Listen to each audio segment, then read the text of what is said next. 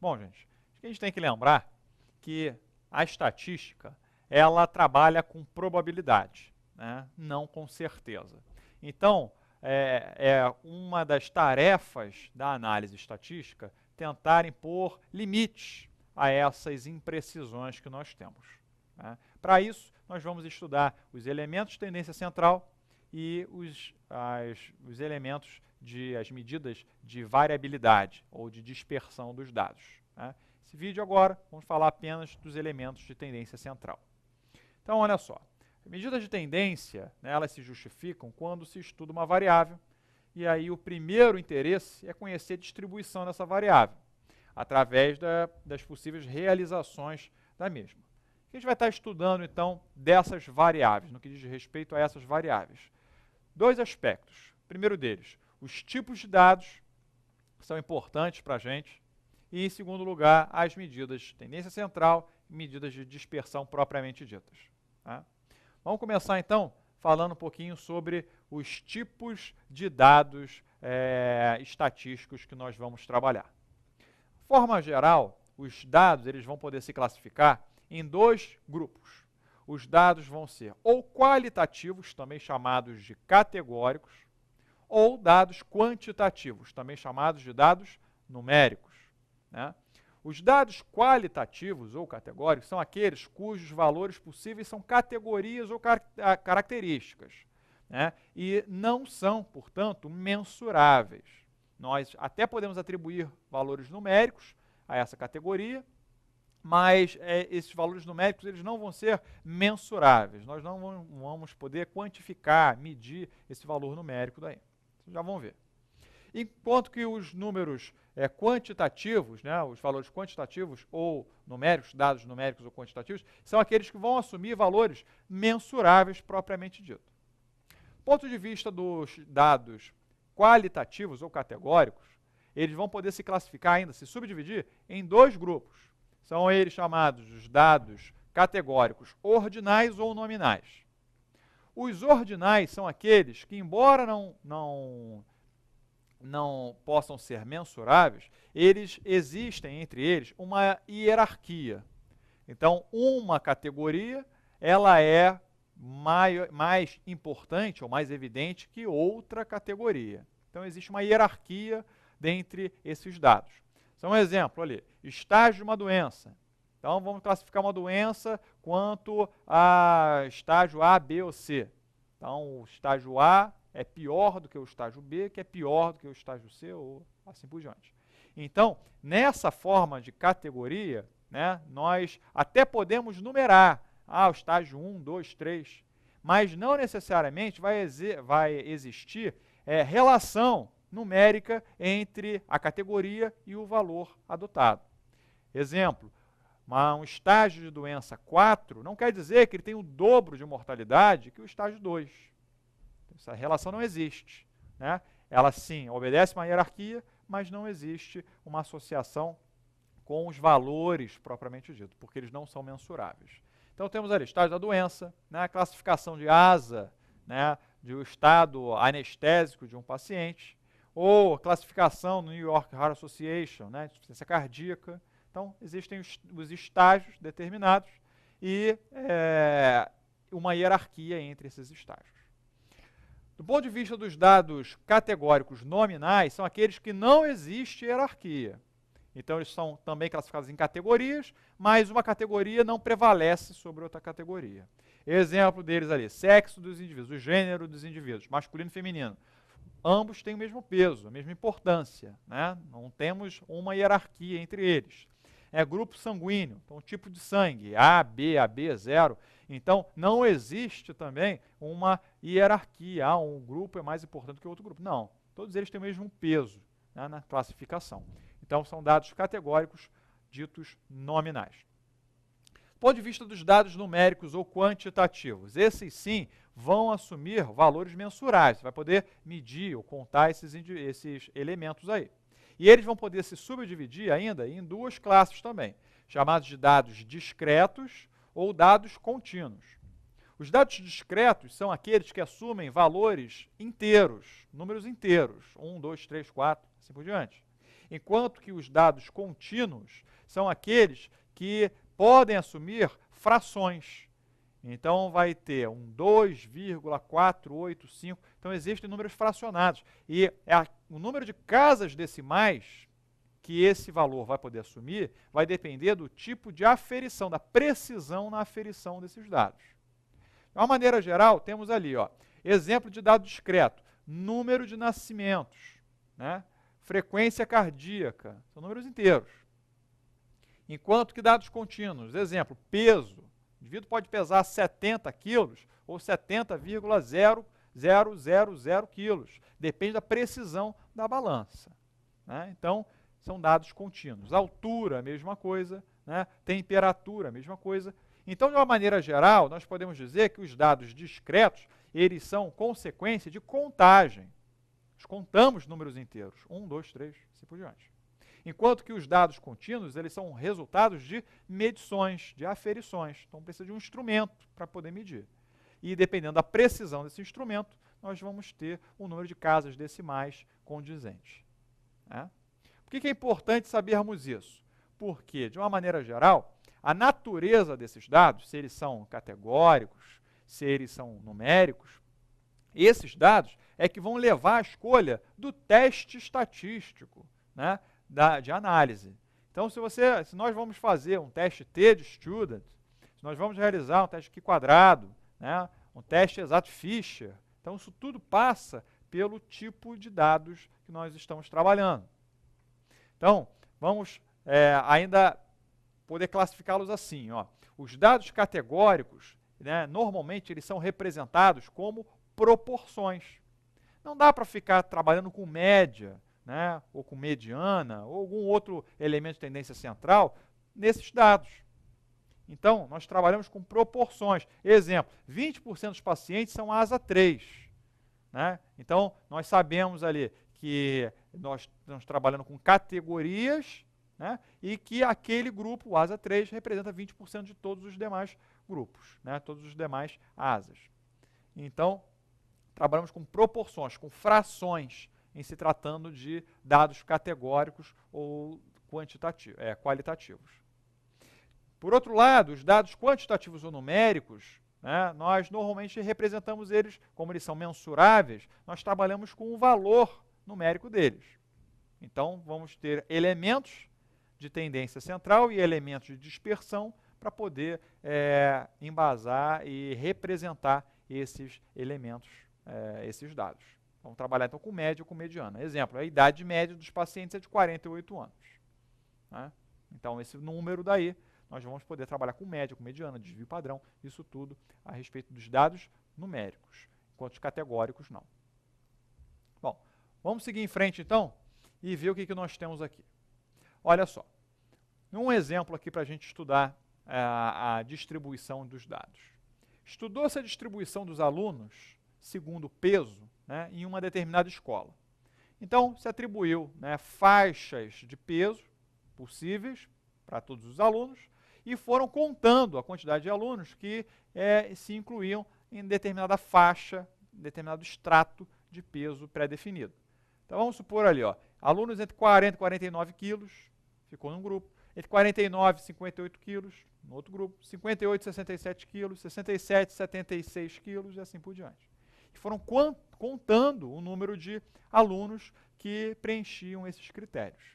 O resultado foi a formação de uma estrutura, uma figura, né, que mostra uma tendência da maioria dos alunos se aproximar de um peso determinado. Enquanto que alguns alunos que se afastavam muito desse elemento central, né, e a frequência desses alunos que se afastavam desse elemento central era uma frequência muito baixa. Então, pegar um indivíduo com 100 quilos, ou então com 35 quilos na escola, era muito raro. A frequência era muito pequena.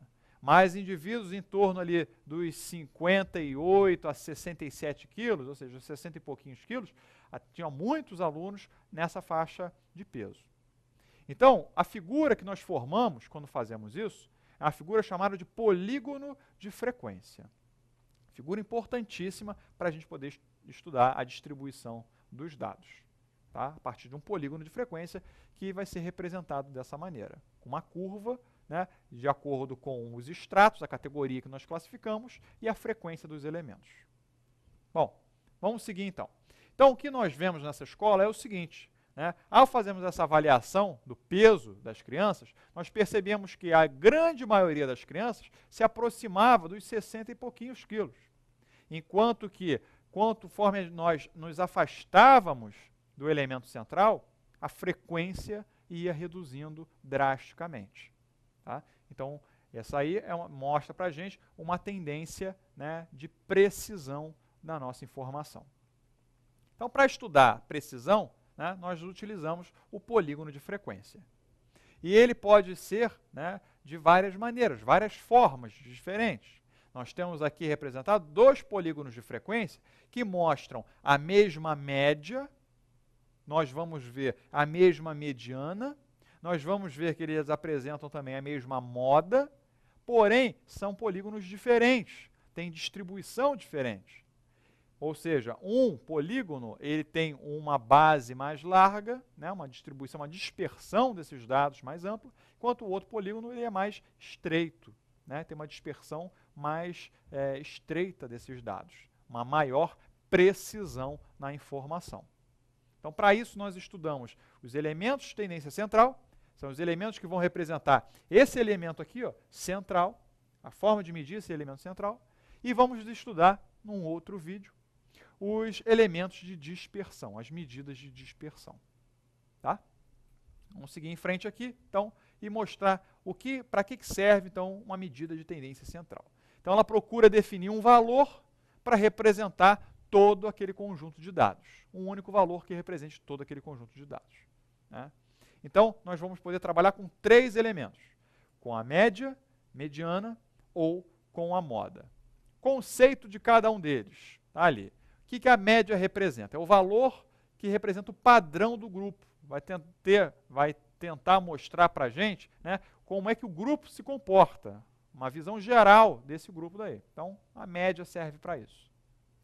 A mediana, ela mostra para a gente o elemento central da distribuição do grupo. Enquanto que a moda, ela nos mostra o elemento mais frequente no grupo. Né? Vamos ver, então, alguns prós e contras de cada um desses caras aí, como é que nós conseguimos calcular essas medidas de tendência central. Né? Vamos pegar um outro exemplo aqui, então. Temos aqui, a seguir, dados da pressão inspiratória de 25 pacientes com fibrose cística, segundo a idade. Então, pegamos 25 pacientes com uma doença, fibrose cística, e vamos calcular a pressão inspiratória máxima desses 25 indivíduos. E vamos classificá-lo de acordo com a idade. Tá? Então, temos a tabela aqui mostrando a idade e a pressão inspiratória máxima em centímetros de água que cada um deles atingiu. Total, 25 elementos nós temos aqui listados. Bom, vamos ver a média aritmética. A média aritmética ela é dada, né, através do somatório de todos os elementos dividido pela quantidade desses elementos. Então, primeiro grande problema para se fazer o cálculo de uma média aritmética. Temos que conhecer todos os elementos.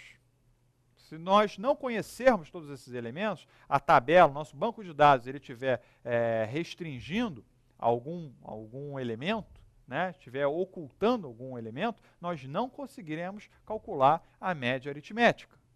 Tá? Então, ela é dada pelo somatório de x elementos, né, com x ali variando do primeiro elemento até o enésimo elemento, dividido por n, que é a quantidade de elementos. Tá? Muito bem. Então, nesse caso, para a pressão inspiratória máxima, nós vamos pegar todas as pressões inspiratórias dos 25 elementos, vamos somar e dividir pela quantidade de elementos, 25. Então, temos o total ali de 2.315 dividido por 25. A pressão inspiratória média desses elementos é de 92,6 centímetros de água. Para fazer o mesmo cálculo para a idade, vamos somar a idade de todos esses 25 indivíduos e vamos dividir por 25, né, aquela quantidade de elementos. Então, vamos atingir uma idade média de 14,48 anos. Muito bem, calculamos assim a média aritmética. A mediana. O que a mediana difere da média? A mediana, gente, ela representa o elemento central, quando nós colocamos os dados ordenados ou de maneira crescente ou de maneira decrescente. Então, vamos ter que organizar esses dados primeiro, e o elemento central, ele vai ser dado pela mediana. Qual é a importância da mediana? Para se conhecer a mediana, não interessa, nós não precisamos conhecer todos os elementos da nossa distribuição. Nós só precisamos conhecer a quantidade desses elementos e distribuí-los, né, de certa maneira, distribuí-los de ordem crescente ou decrescente. Então, o elemento central ele vai estar representando toda a nossa distribuição, né? Então, ela não é afetada por valores discrepantes na amostra e depende da quantidade de elementos na amostra, não dos seus valores. A mediana ela é muito utilizada em trabalhos científicos como uma medida de tendência central, quando se quer estudar a idade de um indivíduo, né, da nossa amostra. Normalmente se utiliza a mediana e não média, né, porque se todas as idades se concentrarem, por exemplo, em torno de 50 anos de idade, e nós tivermos um indivíduo com 85 anos de idade, ele vai estar tendendo a levar a nossa média de idade muito para cima, porque ele é muito discrepante. Já se trabalharmos com a mediana, não. Podemos ter todos aqueles indivíduos ali em torno de 50 anos. Se continuarmos com um elemento com 85 anos, como não importa a idade dele, né, então a nossa mediana ela vai ser mais próxima para representar aquele nosso conjunto. Então ela vai dar em torno também dos 50 e poucos anos ali. Tá? Então, como é que nós podemos calcular a mediana? De duas maneiras. O importante é saber a quantidade de elementos. Então, se nós temos ali uma quantidade ímpar de elementos, né, como é o caso do nosso problema, nós temos 25 elementos, o que nós vamos fazer? Vamos somar uma unidade, a quantidade de elementos, e vamos dividir por 2. Assim, nós localizaremos a posição desse elemento central.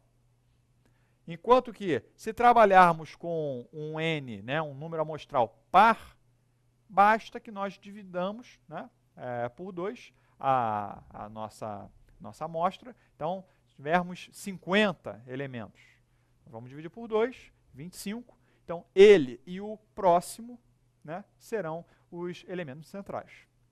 Então, nós vamos ter o 25, o 25º e o 26º elemento como os elementos centrais. Nesse caso, como nós temos que ter apenas um elemento representando a mediana, nós vamos fazer a média desses dois caras, do 25º e do 26º, para uma amostra de 50 indivíduos. No nosso problema, nós estamos trabalhando com 25 indivíduos, 25 pacientes, né, a nosso tamanho amostral.